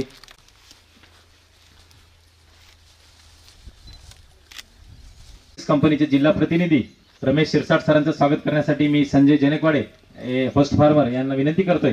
शिरसाट साहेबांचं आपण स्वागत करावं. शिरसाट सर या. माली पाटील यांना विनंती करतोय की धनुका ॲग्रोटेक यांच्या प्रतिनिधीचं आपण स्वागत करावं. अविनाश जनकवाडे आणि प्रवीण जनकवाडे यांना विनंती करतोय आपल्या गावचे कृपया पंडित जनकवाडे आणि गजानन जनकवाडे यांनी आपल्या कृषी पर्यवेक्षक नागोरे सरांचं स्वागत करावं.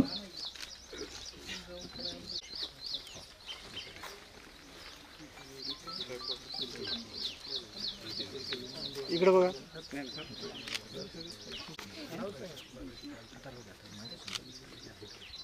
गावची सेवा एक 60 वर्ष बजावून ते एक यथोचित प्रकार 71 वर्षाचे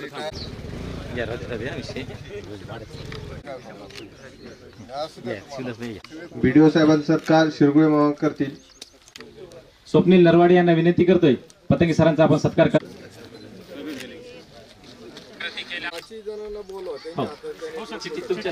आपण देत आहोत.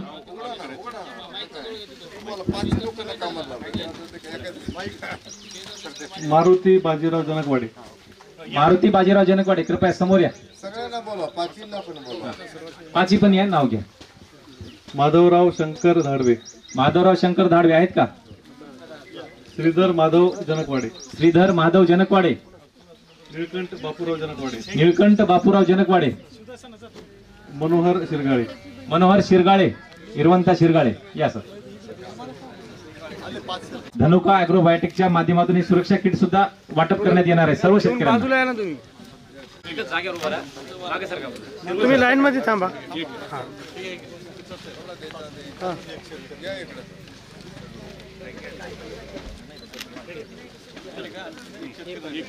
कोण राहिले अजून? एक नाव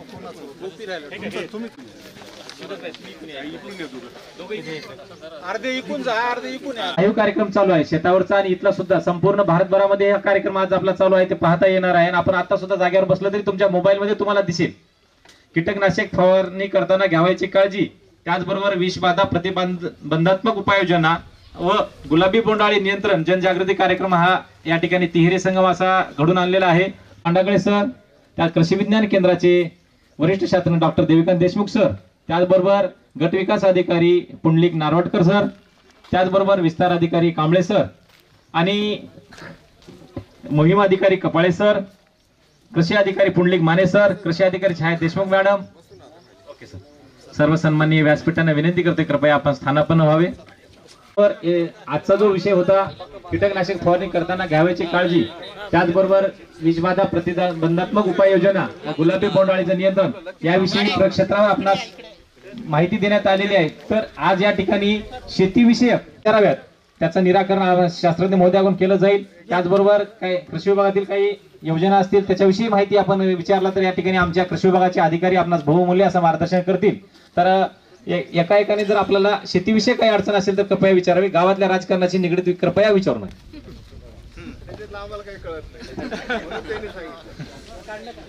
कोणाला काही अडचण असेल शेतीविषयक तर निसंकोचपणे उठा. या ठिकाणी प्रश्न उत्तराचा तास या ठिकाणी होईल, काही अडचण नाही.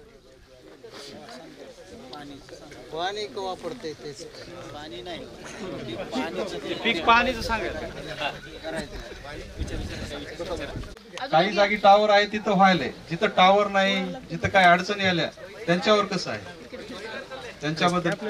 आणि काही जणांचं होईना बी गेलं असं व्हायला. नवीन बी ऍप घेतला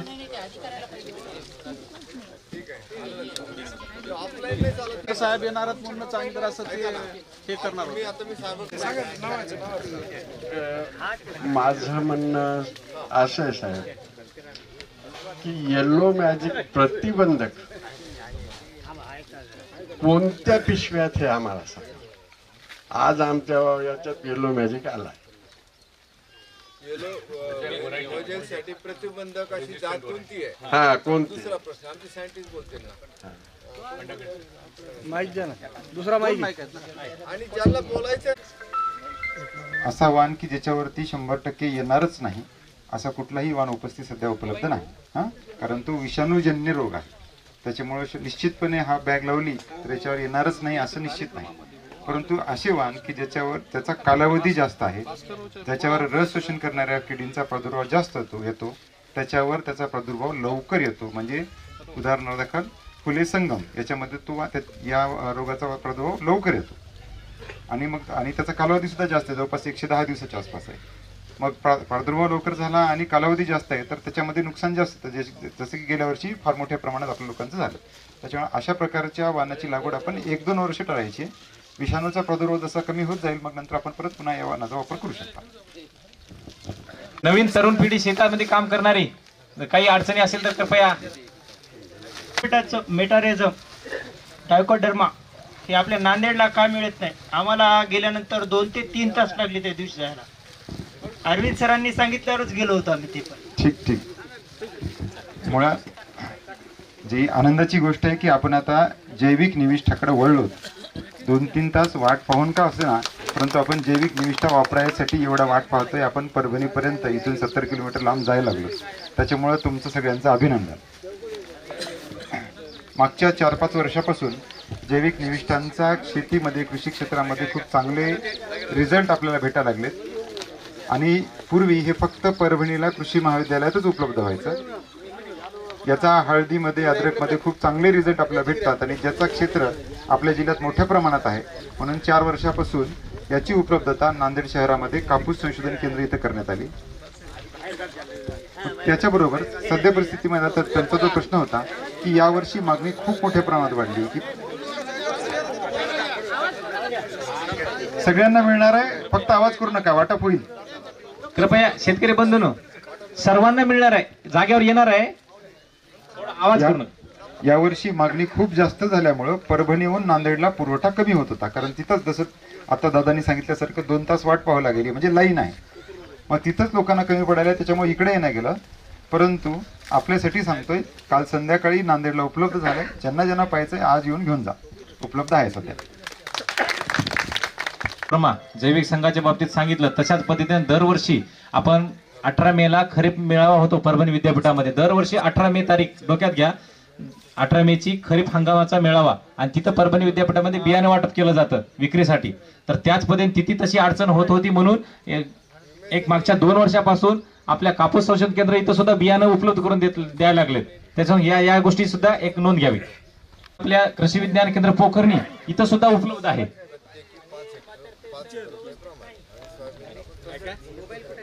सर सांगतील तुम्हाला. त्याच्यात भेसळ व्हायला का असं म्हणणं. ऐका सांगतो. भेसळ होण्याचं हे का असं फक्त नाही. 2 वर्षाखालपर्यंत विद्यापीठामधलं सुद्धा 150 रुपयेच किलो होतं. मागच्या हंगामापासून शासनाच्या लक्षात आलं की विद्यापीठामध्ये या पदार्थाची विक्री लाखोपेक्षाही पुढे गेली आहे. मग त्याच्यामध्ये शासनानं आम्हाला ही जाणीव करून दिली की त्याच्यावरती तुम्ही एखाद्या घटकाची विक्री करताय निविष्ठेची, तर त्याचा GST टॅक्स आपल्याला देणं बंधनकारक आहे. मग GST तुमच्या त्या 150 रुपयामध्ये विद्यापीठ देईल का? कारण विद्यापीठ ते ना नफा ना तोट्यावर तयार करायला. मग जे GST लागलं त्याची किंमत वाढवली आणि ते 200 रुपये झालं. कदाचित ते GST अजून देत नाही, त्याच्यामुळे ते 150 भेटायला आनंद आहे आपल्याला. जे 150 भेटायला तर ते GST आपल्यालाच लागणार आहे. किंमत वाढण्याचा विद्यापीठाचा किंमत वाढण्याचं कारण GST. कृषी विज्ञान केंद्र पोखर्णीचे बरेचसे तुमचे शेतकरी इथले येतात. ट्रायकोडर्मा मेटॅरिझम आहे आमच्याकडे, बायोबूस्ट आहे. आता लिंबोळी अर्क तयार केला आहे, डिकम्पोजर तयार केले. 15 प्रकारचे प्रोडक्ट आहेत. विद्यापीठात नसलं तर आम्ही जवळ आहोत की तुमच्या.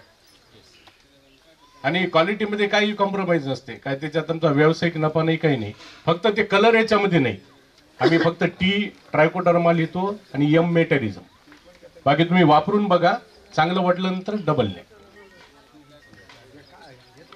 लिंबोळी ना, लिंबोळीला आपण जेव्हा लागवड करता त्यावेळेस 50 ग्राम DAP खत द्यायचं आणि 3-4 वर्ष झालं की ते खताची मात्रा दुप्पट करत जायची. DAP, डायमोनियम फॉस्फेट प्लस शेणखत, आणि त्याच्यावर एक खैरा रोग पडते, कॅन्कर नावाचा रोग पडते. त्यासाठी ब्ल्यू कॉपरची फवारणी करायची किंवा ट्रायकोडर्मा मेटॅरिझम त्याची आळवणी करायची. फक्त रासायनिक खतामध्ये DAP आणि पोटॅश 200 ग्राम 4 वर्षाच्या झाडाला टाकायचं प्लस शेणखत. एवढी काळजी घ्या. फुलासाठी सगळंच आहे पूर्ण एकच. आपण करत नाहीत. जर सोयाबीनला जे खत पडलं ते पडलं, कापसाला पडलं ते पडलं. तर माझी विनंती आपणा सर्वांस आहे की फळबाग हे बहुवर्षाव पीक आहे आणि अन्नद्रव्य त्याला मोठ्या प्रमाणात लागत असतं, जे की खरीप हंगामाचे रब्बी हंगामाच्या पिकाच्या तुलनेत कितीतर पटीने जास्त लागत असतं. तर त्या अनुषंगाने सरांनी आता जसं सांगितलं, 1 वर्षाचं पीक असेल तर पहिल्या वर्षी एक बांगडी पद्धतीनं एक DAP घ्या किंवा 10-26 घ्या, कोणतंही असं एक बांगडी पद्धत करून एक 50-50 ग्रामच्या या तुलनेमध्ये सिंगल युरिया, सिंगल सुपर आणि मिरोटा सेपरेट असतील तर उत्तमच समजा. तर अशा पद्धतीने ते खत द्यायचं. आणि सर सांगितल्याप्रमाणे बोर्डो मिक्सरची बुरशीनाशक आहे बोर्डो मिक्सर, त्याची फवारणी 2 वेळेस करायची. पावसाळ्याच्या पूर्वी एकदा आणि पावसाळ्याच्या नंतर एकदा, जेणेकरून त्याला बुरशीचा अटॅक होणार नाही. आणि जमिनीत जे खत देत असताना जमिनीमध्ये ट्रायकोडर्मा किंवा एखादी बुरशीनाशक त्याला एक टाकायचं. अशाच पद्धतीने ऊस पहिल्या वर्षी 50 ग्राम झाला, दुसऱ्या वर्षी 100 ग्राम, तिसऱ्या वर्षी 150 ग्राम. अशा पद्धतीनं एक 10 वर्षाचं फळ पीक जर झालं मोठं आणि आपल्याला फळं द्यायला उत्तम सुरू झालं तर एक त्याची दुपारी 12 वाजता जिथं सावली पडेल एक गोल रिंग मारायचं दुपारी 12 वाजताच्या. आणि मूळ बुंधा जिथं बुंदा आहे तिथून एक 1.5 फूट सोडून आपल्याला जे अन्नद्रव्य खाणाऱ्या मुळी आहेत, घेणाऱ्या शोषण करणाऱ्या जे केसासारख्या पांढऱ्या मुळी, त्या मुळी पूर्णतः त्याच्या सावलीमध्ये खोडाजवळ राहत नाही. तर खोडाजवळ कुठलंही खत पाणी औषध द्यायचं नाही खोडाला चिटकून, उलट बुरशी होऊन उलट आपलं खोड कुजण्याची शक्यता असते. तर तिथून एक 1.5 ते 2 फूट सोडून आणि दुपारी 12 वाजता इथपर्यंत जेवढा जे आकार आहे एक 4-5 फुटाचा, 5-10 फुटाचा, तो एक 15 सेंटीमीटर खोलीचा टिचिंग करून घ्यायची त्याला, म्हणजे कुदळीने छोट्या. आणि त्याच्यामध्ये एक माती काढून एक 3 kilo urea, 3 kilo single super phosphate आणि एक 1.5 किलो पोटॅश अशा पद्धतीने आणि सोबत बुरशीनाशक असं मिसळून तो केलेला ट्रेंच आपण खड्डा जो आहे पूर्णतः गोल तो भरून घ्यायचा. आणि त्याच्या बुरशीनाशक नंतर एक 15-1 दिवसाला आळवणी करायची बुरशीनाशकाची.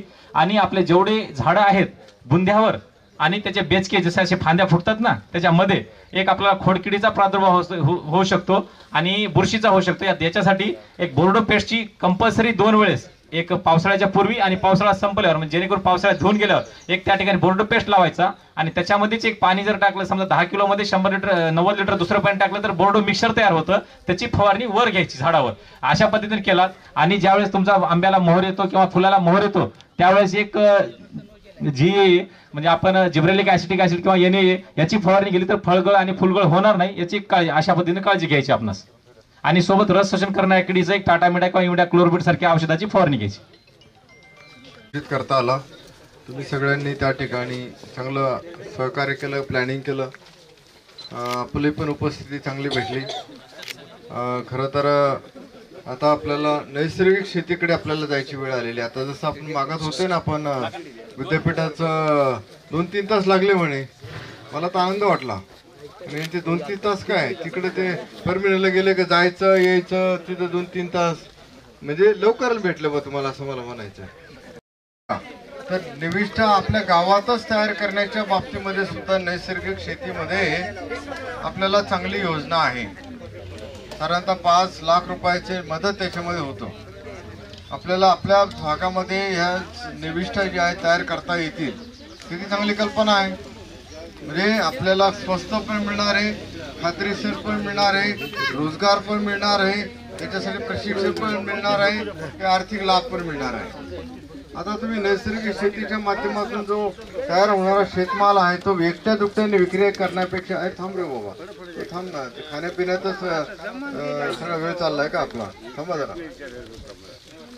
तर मुद्दा असा आहे की आपल्याला आता नैसर्गिक शेतीकडे जे उत्पादन होणार आहे, मॅडम तलाठी मॅडम, नैसर्गिक शेती जर हो थांबा ना, तलाट्यांच्याकडे लय बाबा थांबव, थांबा ना, काय तलाठी मॅडमला जरा शांत बसू जरा थोडंसं, त्यांना पण इकडचं शिकू द्या की. आता ग्रामसेवकांनी, तलाट्यांनी, सरपंचांनी सगळ्याला शिकलं पाहिजे ना. नैसर्गिक शेती शिकल्याशिवाय तुम्हाला विषमुक्त कसं खायला भेटेल आपल्याला, कोणाला विषमुक्त नाही खाल्लं तर आरोग्य कसं काय सुदृढ राहील, ठीक आहे ना.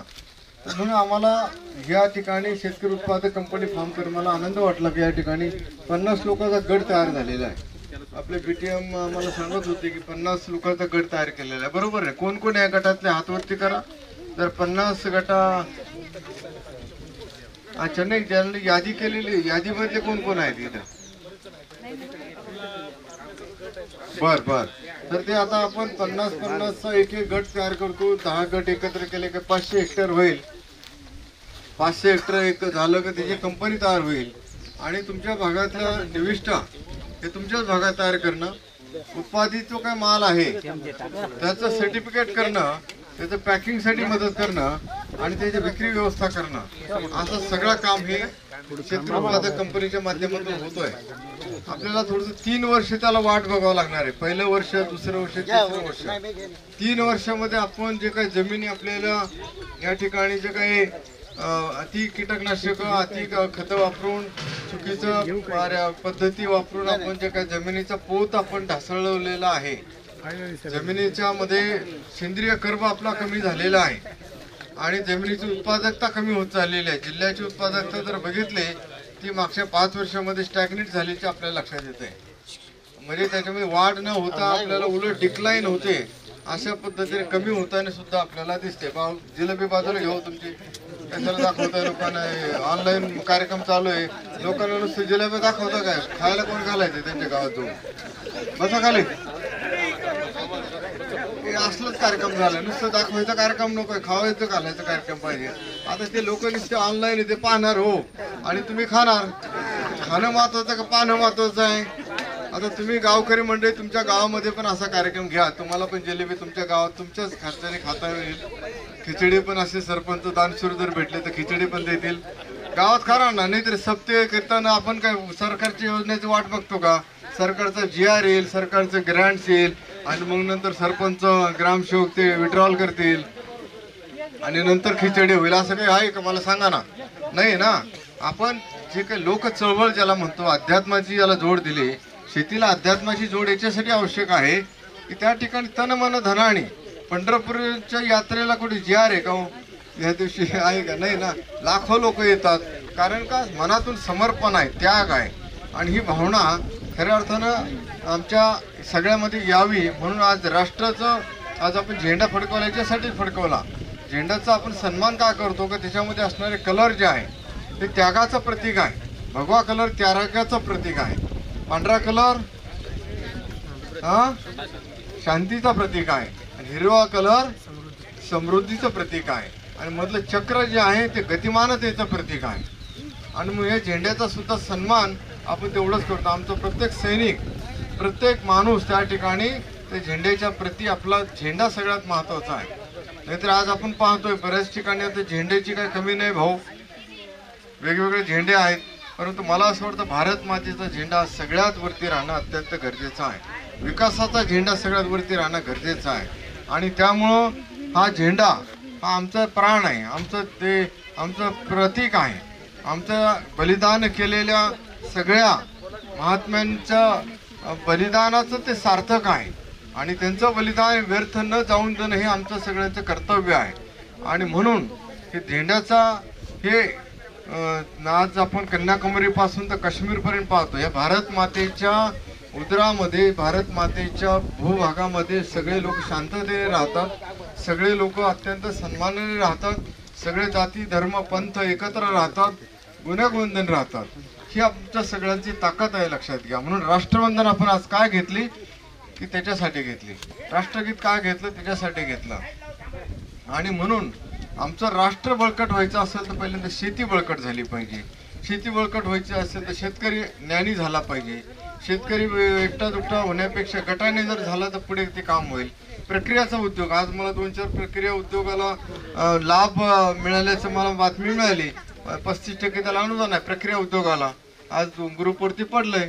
तर चांगलं असे प्रत्येकाचे उद्योग 400-500 उद्योग आपल्याला करायचे आहेत. त्याच्यामध्ये डाळ मिल असेल, त्याच्यात ऑइल मिल असेल, दुधाची प्रक्रिया असेल. शेवटी कच्चा माल पक्का करून विकला तर आपल्याला 2 पैसे जास्त मिळणार आहे, टिकाऊ मिळणार आहे, खाद्य आपल्याला हाताला काम मिळणार आहे. मग आम्हाला ते सुद्धा काम करायचंय. फळबागेची सध्या लागवडीची फुकट मोफत फळबाग लागवडीची योजना सध्या सुरू आहे, आपल्याला माहिती आहे. महात्मा जाती सगळे पिकं तुम्ही म्हणताल ते पिकं लावलं तरी चालतंय बघा. असे आपल्याकडे एकूण 60 प्रकारचे MRGS मध्ये आपल्याला फळबाग आहे. तुम्ही त्याच्या पुढे जाणार नाही मला माहिती आहे, म्हणून मी खात्रीपूर्वक सांगितलं, ठीक आहे ना. तर अशा पद्धतीने फळबागेच्या लागवडीचे सुद्धा सध्या कार्यक्रम चालू आहे. आपण त्याच्यामध्ये सुद्धा सहभागी व्हावं. आपल्या जिल्ह्याला 1000 हेक्टरचं लागवड करायची आहे. त्यापेक्षा जास्त लागवड झाली तरी पण शासनाला आनंदच आहे. त्याच्यामध्ये किमान अर्धा एकर लावायचं. अर्ध्या एकराच्या पुढे तुम्ही लावू शकता, काय प्रॉब्लेम नाही. आता काही शेतकरी जे मोठे असतील 5 एकरापेक्षा जास्त असतील त्याला भाऊसाहेब फुंडकरची योजना आहे, त्याच्यातून आपल्याला लाभ घेता येईल. आपल्याला ह्या पद्धतीने आपल्याला फळबागाची आता सध्या सीझन चालू आहे. आणि दुकानदार मंडळीनं माझ्या या लाईव्ह प्रोग्रामच्या माध्यमातून हीच विनंती राहील की बाबा हे जे काही वेगवेगळ्या कलरचे जे काही आपल्याला बाटल्या तुम्हाला दाखवण्यात आल्या तुमच्या दुकानात आहे, तर या बाटल्या पहिल्यांदा हिरव्या रंग, नंतर पिवळा रंग, नंतर तुमचा लाल रंग शेवटी, नाही का, अशा पद्धतीचा क्रम ठेवा. कारण तुम्ही हे क्रम ठेवला तर तुमचं लायसन आम्ही ठेवू. कारण क्रम ठेवला नाही तर लायसन ठेवणार नाही, एवढं लक्षात ठेवा. कारण परवाना अधिकारी म्हणून मी जिल्ह्याचा परवाना महिलाची जबाबदारी आहे, काही त्यांना सांगणं बाबा अशा पद्धतीने काही चुकीचे औषधं देऊ नका. कारण गेल्या वर्षी मी बघितलं साहेब, कापसावरती दही आला होता, दह्याचे साठी औषध देण्यात आलं होतं. मला असे शेतकरी बसलेले होते, पावती दाखवली. म्हणजे साहेब आता घरी आपल्या शेतावरच चला. आम्ही गेलो, 2300 रुपयाचं औषध घेण्यात आलेलं होतं. आणि 2300 रुपयामध्ये 23 पैशाचं सुद्धा औषध त्या रोगाचं नव्हतं. कशाचं नव्हतं? रोग वेगळा आणि औषध दुसरंच. पैसे गेले ना भाऊ. म्हणून अशा पद्धतीची चूक कोणी करू नका. जर नाही समजलं तर आमचे कृषी सहाय्यक आहेत, आमचे वेगवेगळे अधिकारी आहेत, पर्यवेक्षक आहेत, मंडळ आहेत, आम्ही शास्त्रज्ञ आहोत. तर सगळे तुम्हाला मार्गदर्शन करायला तयार आहोत. चुकीचं औषध देऊन एक तर पहिल्यांदाच आपले बियाणं घेण्यामध्ये धावपळ झाली, काही ठराविक वाहनाची मागणी झाली आणि त्याच्यामध्ये थोडंफार गडबड झाली, म्हणजे शोधण्यामध्ये, नाही का, शोधण्यामध्ये म्हणतो मी. तर त्यासाठी आता काय होतं का असं मला एक सांगा. का कापूस निघाला आणि अमक्या जातीच्या कापसाला जास्त भाव आहे, तमक्या जातीच्या भावाला कमी भाव आहे, असे का मला सांगा बरं. नाही का, आहे का, काय आहे का नाही आहे? नाही आहे ना. फारसा त्याच्यामध्ये फरक नाही आहे. कापसाच्या जातीनुसार त्याला भाव मिळत नाही, म्हणून जातीच्या जास्त मागं लागू नका. कापसाच्या सगळे एकच आहेत एवढं लक्षात ठेवा. त्याचे आईबाप एकच आहे हे पण लक्षात ठेवा. म्हणजे कापसाचे पण आणि आपले पण, नाही का. म्हणून आपण फार याच्या मागं न लागतं. कारण आमच्या सायंटिस्टनी जाती 2च नर आणि मादी तयार केलं आणि त्यांचं मिलन करून नंतर मग त्याचं अपत्य तयार झालं आणि त्याचं मग हायब्रिड तयार झालं, ठीक आहे ना. पहिल्या तर सुधारित जाती होत्या. सुधारित जाती आपण विद्यापीठामध्ये अजून काही जाती आहेत का, ते बियाणं घरचं बियाणं आम्हाला वापरता येतं. तेच बियाणं आम्हाला कित्येक वर्ष त्याच्यात सुधारणा पण करता येते. आता त्याचे पण दिवस आलेले आहेत. नैसर्गिक शेतीमध्ये आम्हाला तो पण विषय घ्यायचा आहे की आम्हाला जे काही पारंपरिक बियाणं आहे त्याचं संवर्धन केलं पाहिजे. कारण आज जर आपण मार्केटमध्ये गेलं तर 10 पेक्षा जास्त व्हरायटीच्या आपल्याला भाजीपाला भेटत नाही. भेटतो तर टोमॅटो वगैरे ते, परंतु आपल्या मी आता परवा दिवशी एका गावात होतो, 52 प्रकारच्या भाजीपाला तिथं आहे. ते साखरकर म्हणून त्यांच्याकडे 450 प्रकारचे पारंपरिक बियाणे त्यांनी संवर्धन केलेलं आहे. फक्त त्याची खोली बघितली तर 12 बाय 15ची खोली होती आणि त्यांनी 450 प्रकारचे बियाणं संवर्धन केलेलं आहे. जुनं ते सोनं बाबा, बरोबर आहे का नाही? तर जुनं ते सोनं हे तुमच्यासाठी जसं लागू आहे तसं बियाण्यासाठी पण लागू आहे. त्यामुळे आपल्याला जुन्या ज्या काही पद्धती आहेत त्या पद्धतीमध्ये शास्त्र त्याच्या पाठीमागे लपलेलं आहे आणि ते शास्त्राचा अभ्यास करा आणि शास्त्रीय पद्धतीने शेती करा. आमचे सर्वच आमचे अधिकारी कर्मचारी तुम्हाला मार्गदर्शन करायला नेहमीच पुढाकार घेत आहेत. पुढं मागं काही कमी जास्त झालं की बाबा आता फार त्या ठिकाणी एका माणसाकडे 5-5, 6-6 गावं आहेत, तर थोडंसं गट केलं तर अजून त्यांचं काम सोपं होईल, तुमचं काम सोपं होईल.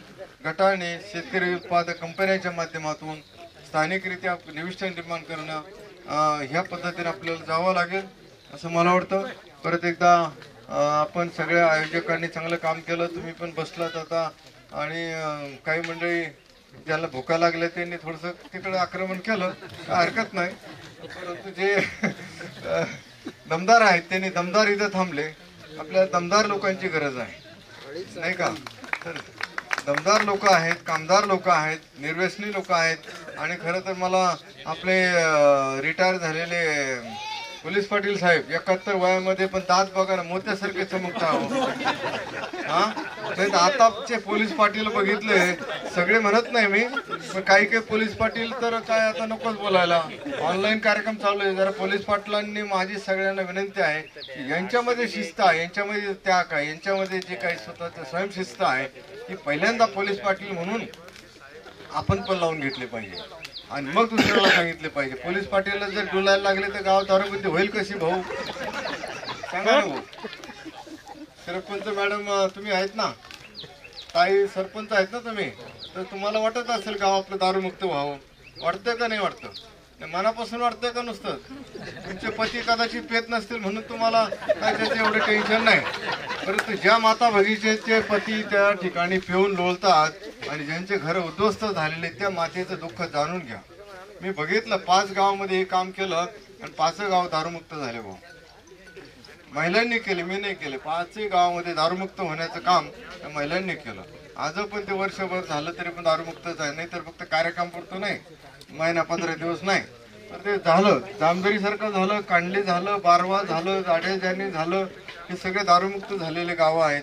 ते पण आपल्याला काम केलं. कारण व्यसनाधीनतेमुळे सगळ्यात जास्त आत्महत्या असं माझा निष्कर्ष आहे. व्यसनाधीनता जास्त वाढली त्याच्यामुळे म्हणून मी दारूबंदी खात्याला पण पत्र लिहिलं की बाबा जसं आता आम्ही कीटकनाशक खरेदी करताना त्याचे बॅच नंबर लिहितो, एक्सपायरी डेट लिहितो, कराय का नाही, सगळं लिहितो का नाही पावती, तसं ते पण घेताना म्हणजे ते म्हणतो मी ते घेताना पण पावती परमिशन पाहिजे ना. कोणाला पण नाही पेता येते, त्याला लायसन लागतं भाऊ, त्याला डॉक्टरचं सर्टिफिकेट लागतं. 20 रुपयाचं काहीतरी लायसन असतं, पण ते 20 रुपये महत्त्वाचेच आहे ना. म्हणून बिना लायसनने दारू विक्री नाही झाली पाहिजे, हा एक मोठा विषय फार महत्त्वाचा आहे. आणि मग त्या पद्धतीनं खरं तर व्यसनाधीनता कमी जर झाली तर आम्हाला त्या ठिकाणी थोडंसं काहीतरी शिस्त राहील. नाही तर आज मोबाईलचं एक व्यसन लागलंय, ते व्यसन कसं सोडवायचं मला तर काय कळालं नाही. परंतु आता दुसरे व्यसन तरी सोडले पाहिजे. वा बरोबर आहे का नाही? तर आम्हाला ते पण काम केलं पाहिजे. आपण सगळ्यांनी निर्व्यसनी राहावं, चांगलं सुदृढ राहावं, चांगलं गाव पुढे न्यावं, गाव एकत्र असावं. सरपंच मॅडमला असं वाटलं पाहिजे की माझ्या गावामध्ये सार्वभौम ग्रामसभा होतात, माझं गाव निर्व्यसनी आहे, माझं गाव पोपटराव पवारांसाहेबांचं गाव आहे, राळेगणसारखं गाव आहे, आता कांडलीसारखं गाव आहे. कांडलीमध्ये 95% आदिवासी समाज आहे, 95% आदिवासी समाज आहे. पण आदिवासी समाजामध्ये थोडंसं व्यसनाधीनता जास्त असते नाही का. किनवट वगैरे भागामध्ये जरा जसं जसं तिकडे जाऊ तसं वाढत जाते. मला आदिवासी गावच पहिल्यांदा करून बघू व्यसनायुक्त होत आहे का. तर आतापर्यंत झालेले 5 पैकी 3 गावं हे आदिवासी समाजातले आहेत, जे व्यसनातून मुक्त झालेले आहेत, हे लक्षात घ्या. मग तुम्हाला विश्वास नसेल बसेल तर ते ऑनलाईन आहे, माझं रेकॉर्डिंग होतंय. तुम्ही कधी पण तुम्हाला नंबर देतो, निर्गुणाताईचा नंबर देतो, लगेच फोन लावून तुम्हाला सांगतो तुम्हाला बारवेच्या कार्यकर्त्यांचा नंबर देतो. हे सगळ्या लोकांना फोन करून विचारा, त्यांनी ते केलेलं आहे. आपल्याला हे काम करायची गरज आहे.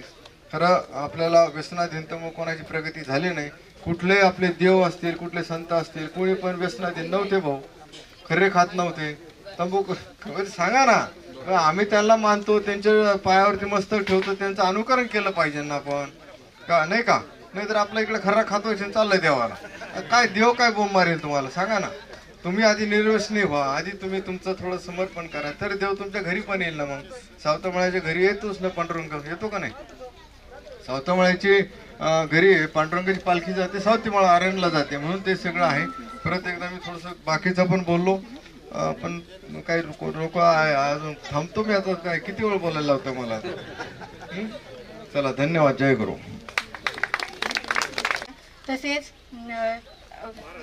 कापूस संशोधन केंद्राचे भेदे सर, पांडागळे सर यांनी वेळातला वेळ काढून आम्हाला त्यांचा अमूल्य वेळ दिला आणि शेतातील फवारणी कशी करावे, कीटकनाशकांचा वापर कसा करावा याबद्दल अनमोल मार्गदर्शन केले. त्याबद्दल तसेच आमच्या गावाचे ग्रामसेवक, तलाठी मॅडम तसेच पोलीस पाटील यांनी येऊन आमच्या कार्यक्रमाची शोभा वाढवली व आम्हाला तसेच मार्गदर्शन केलं. आणि आमच्या गावातील सर्व गावकरी मंडळींनी सर्व कार्यक्रम शांत चित्ताने ऐकला, त्याबद्दल मी त्यांचे आभार मानते. एवढे बोलून माझे 2 शब्द हसून बोलते. जय हिंद. धन्यवाद मॅडम. त्यानंतर मी आपल्या गावचे सर्वांचे मार्गदर्शक लक्ष्मणराव पाटील जनकवाडे काका यांना विनंती करतोय की आजच्या कार्यक्रमाचं रितसर असं आभार प्रदर्शन. नांदुसा येथे महाराष्ट्र शासन व कृषी विभाग, जिल्हा परिषद नांदेड यांच्या संयुक्त विद्यमाने कीटकनाशक फवारणी करताना घ्यावयाची काळजी व विषबाधा प्रतिबंधात्मक उपाययोजना व गुलाबी बोंडअळी नियंत्रण जनजागृती कार्यक्रमाकरता आमच्या गावात हे कार्यक्रम आयोजित केला. प्रथम त्या आयोजकाचे मी आभार मानतो. खरंच या छोट्याशा गावात एवढा कार्यक्रम ठेवणं आम्ही आमचं महत् भाग्य समजतो. आणि या कार्यक्रमाचं आभार प्रदर्शन हे माझ्याकडे दिल्यामुळं मी आयोजकाचं स्वागत करतो. तरी या कार्यक्रमाला आमचे लाडके जिल्हा अधीक्षक कृषी अधिकारी श्रीयुत भाऊसाहेब बाराटे,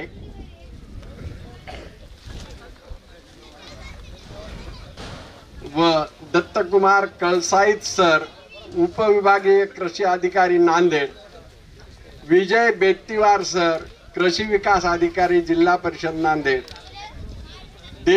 डॉक्टर देविकांत देशमुख सर व शास्त्रज्ञ के पोखरणी, डॉक्टर अरविंद पांडागळे सर, शास्त्रज्ञ व कृषी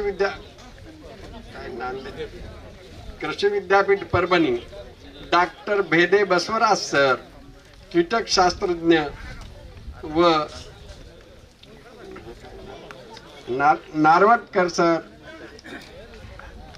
गट विकास अधिकारी, आणि सिद्धेश्वर मोकळे सर, तालुका कृषी अधिकारी नांदेड, सचिन कपाळे सर, मोहीम अधिकारी जिल्हा परिषद नांदेड, पुंडलिक माने सर, कृषी अधिकारी जिल्हा परिषद नांदेड, श्रीमती छाया देशमुख मॅडम, कृषी अधिकारी, श्री सतीश लकडे सर, कृषी अधिकारी, कांबळे विस्तार अधिकारी, श्री नगुरे दीपक, कृषी पर्यवेक्षक, श्रीमती सुप्रिया शिंदे, कृषी पर्यवेक्षक, श्री शिरसाट रमेश सर, राशी सीड्स, आणि पतंगे सर, राशी सीड्स. आता या दोघांना जरासं मी थोडं सूचना करतो. जसा हे कार्यक्रम तसंच आमच्यावर जरासं काय म्हणतात, याचा कार्यक्रम जरासा देत जा आम्हाला. काहीतरी काय म्हणतात त्याला, हा, डेमॉन्स्ट्रेशन. हे जर आम्हाला दिले तर आम्हाला बरं वाटतंय साहेब. एकाच प्लॉटचं गाव आहे ना, श्री पतंगे सर आणि धनुका आग्रोटे आणि गावातील परिसरातील सर्व मंडळी, सरपंच, उपसरपंच, ग्रामसेवक आणि ज्येष्ठ नागरिक हे सर्व या कार्यक्रमाला आले, आवर्जून उपस्थित राहिले आणि सरांनी आम्हाला गाववाल्याला मार्गदर्शन केलं. मी सर्वांचे खूप खूप आभार मानून हा कार्यक्रम संपला असं जाहीर. धन्यवाद सर्वांचे. आणि या ठिकाणी